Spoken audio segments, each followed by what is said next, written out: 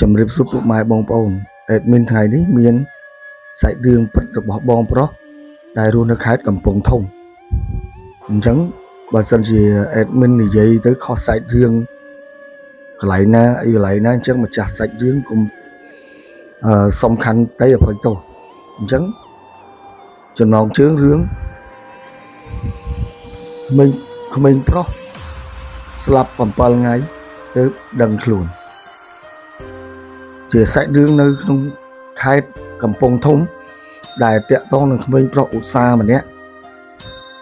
nè nó không phun nè tay sờ lạnh châu chất cọt vì pro cọt xa đặt bằng cái rọt cái pe mệt liến lẹ cọt tay tại tranh tới miền kia pi bảy nè xa miền chỉ đốn mà nè đai mưa đai trần chấm đai nè đai trần chấm cọt chỉ riêng là hốt màu hơi có ủ giá chuối vô chất tốc đạn nẹ chất kháng đài pê nẹ chất tốc đạn chất kháng đài băng pẹ ỏi quát chui vậy mũi quát tay tại chui bằng tha giúp đưa ngày tỷ vì lia ngày muối ủ giá bán bảy bỏ bua kia quát pi bảy nẹ từ rộp tây nơi ở tam băng lia sai đại chỉ băng thông mùi về nụ ủ giá có ba nom cái nia từ rộp tây tiếng ó kia bảy nè đại miếng phim cò khăng đừng mấy cái máy ngủ ngất chấm nấy ai băng đại ủ xa từ đó nó cứ là bảy là bà anh tha miếng mau chừng cột nâng lon xả hàng đấy ủ xa mình đại nhớ nâng khai đi gần lại nụ tê vì bố miếng nè na hiên từ tê đỡ xa tí nút chỉ prey môi đại pruy nâng khai bằng phật hay có sầm bố từ đời trời đài nè phúc mà nè tay khai rồi tí nút dạng khlang chầm nay ủ xa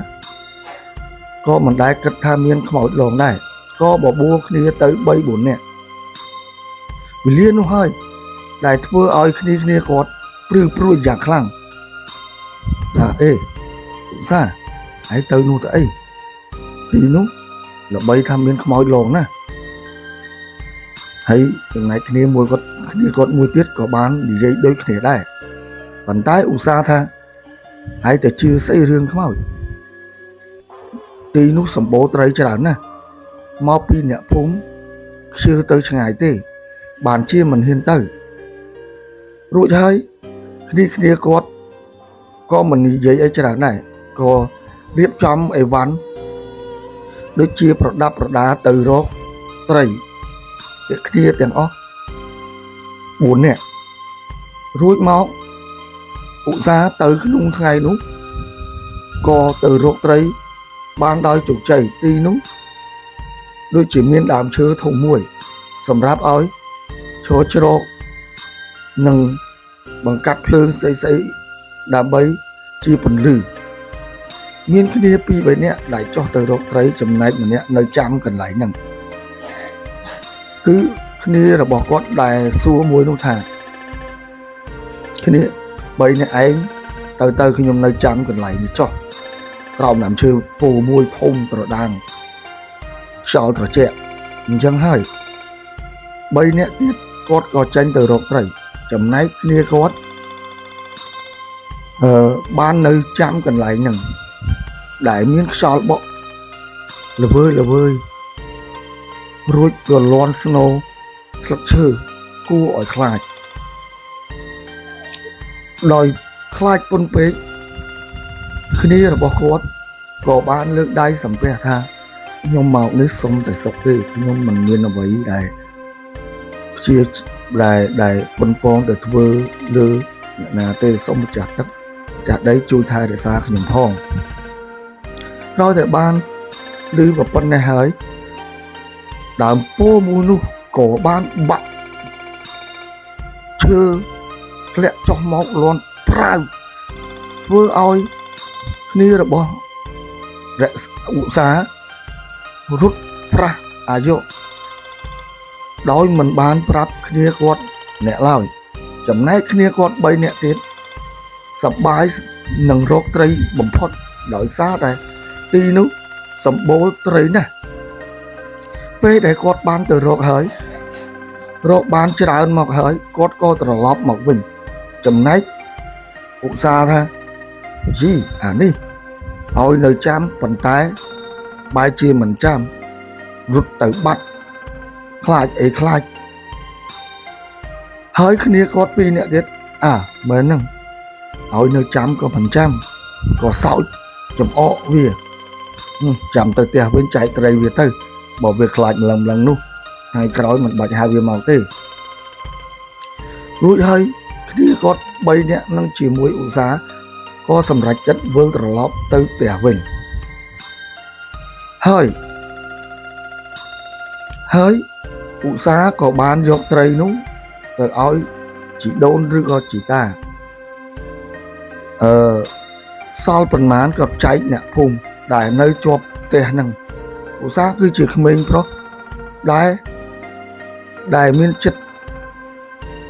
ធម៌គឺបានអ្វីតែងតែចែកអ្នកភូមិធ្វើឲ្យអ្នកភូមិស្រឡាញ់គាត់ជាខ្លាំងមានថ្ងៃមួយឧស្សាហ៍បានចេញទៅរកត្រីតែឯងគឺដោយសារមូលហេតុឧស្សាហ៍ទៅបបួលគ្នាម្នាក់គាត់ថារវល់ពីរនាក់គាត់ថាបានទៅទេឈឺលុះហើយគាត់ក៏សម្រេចចិត្តថាទៅម្នាក់ឯងចុះវេលានោះហើយគឺជាវេលាដែលភ័យរន្ធត់របស់ឧស្សាហ៍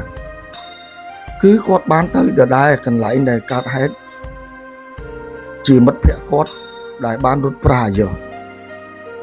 គាត់ទៅដល់ដំបងក៏ឮសូរមនុស្សស្រីស្រែកហៅអូនឯងមកនេះធ្វើអីឧស្សាហ៍ក៏ទៀងត្រចៀកស្ដាប់ស្រាប់តែឮខ្យល់បោកឡើងខ្លាំងមកចិត្តខ្លួនហើយត្រជាក់ស្រៀលស្រាលដល់ឆ្អឹងខ្នងប៉ុន្តែឧស្សាហ៍ខំព្យាយាមទប់អារម្មណ៍ថាមិនមានអ្វីកើតឡើងឡើយម្ល៉េះហើយឧស្សាហ៍ក៏បានរៀបចំទៅរកត្រីតែសម្លឹងឃើញមនុស្សស្រីម្នាក់កំពុងនៅក្នុងទឹកប៉ុន្តែឧស្សាហ៍ក៏មានអារម្មណ៍ប្លែកថាហេតុអីក៏មានមនុស្សស្រីនៅក្នុងទឹកក្រោមដើមឈើក្បែរច្រាំងយើងគឺមានទឹកដែលលិចមកអញ្ចឹងទៅគឺឃើញមនុស្សស្រីមួយនៅកណ្ដាលបឹងហ្នឹងកំពុងរកត្រីហើយឧស្សាហ៍ក៏ស្រែកសួរថាបងស្រីកំពុងធ្វើអ្វីស្រាប់តែបងស្រីម្នាក់នោះក៏បានឆ្លើយមកកំពុងរកត្រីរកបានអត់បងស្រីម្នាក់នោះឆ្លើយទាំងសំឡេងខ្សៅនិងអន្លាយថារកបានច្រើនណាស់មួយសន្ទុះមកបងស្រីម្នាក់នោះគាត់បានងាកក្បាលមកក្រោយចំណែកឯខ្លួនគាត់មិនបានងាកទេធ្វើឲ្យឧស្សាហ៍គាំងស្មារតីរត់ទៅណាមិនរួចឈរស្កាំងកន្លែងហ្នឹងហើយឧស្សាហ៍ក៏ព្យាយាមរត់ចេញពីកន្លែងកើតហេតុហ្នឹងប៉ុន្តែដោយសារតែឧស្សាហ៍រត់មិនរួចធ្វើឲ្យឧស្សាហ៍ស្លាប់នាពេលយប់នោះចំណែកឯខ្មោចនារីនោះបានមកតាមលងបន្លាចឧស្សាហ៍តាមភ្លឺស្រែតាមបឹងបៀមិនឲ្យរត់ទៅណាឡើយម្ល៉េះហើយរួចមកទៀត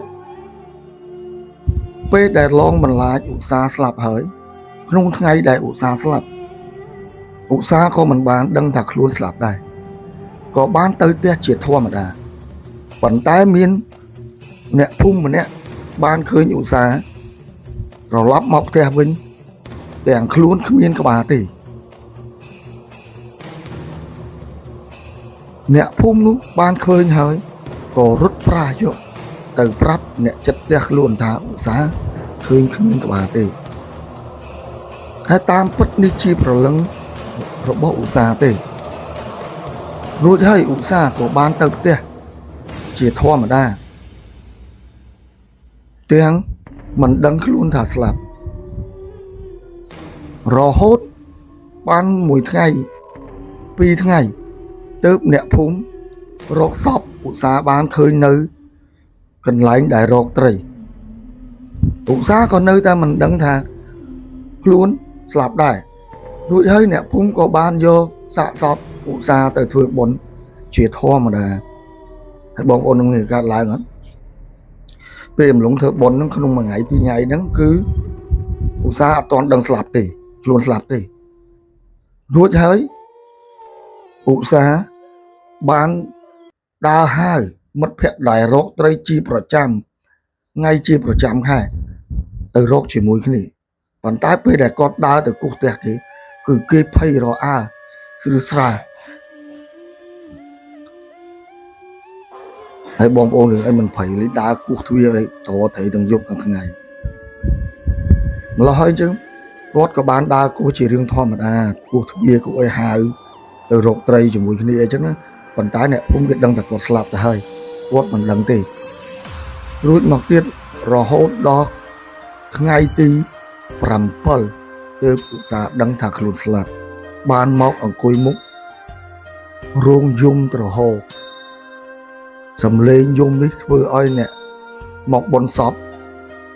ភ័យរអាទាំងអស់ជាចុងបញ្ចប់សូមអរគុណម្ចាស់សាច់រឿងអញ្ចឹងរឿងហ្នឹងគឺចប់ត្រឹមកន្លែងឧស្សាហ៍ដឹងខ្លួនអញ្ចឹងជាចុងបញ្ចប់អេដមីនសូមអរគុណច្រើនដែលជាម្ចាស់សាច់រឿងបានផ្ញើមកបើសិនជាខ្ញុំនិយាយខុសកន្លែងណាអីកន្លែងណាជួយខន្តីអភ័យទោសអញ្ចឹងអេដមីនណារិតក៏អរគុណច្រើនសូមបងប្អូនមានតែសេចក្តីសុខសេចក្តីចម្រើនជូនពរទៅណាមកណាឲ្យគេអាណិតស្រឡាញ់អញ្ចឹងបើសិនជាអាណិតស្រឡាញ់ជួយឧបត្ថម្ភអេស៊ីលីដានេះគឺកង់អញ្ចឹងបើសិនជាបងប្អូនដែលមានសាច់រឿងពិតអាចផ្ញើមកឲ្យអេដមីននិយាយបានហើយក៏សូមទោសជាចុងក្រោយដោយសារអេដមីនជាអ្នកសម្រាយថ្មីហើយក៏ចូលចិត្តនៅវិស័យYouTube ដែលសម្រាយរឿងបើសិនជាខុសឆ្គងកន្លែងណាសូមខន្តីអភ័យទោសសូមអរគុណជម្រាបលា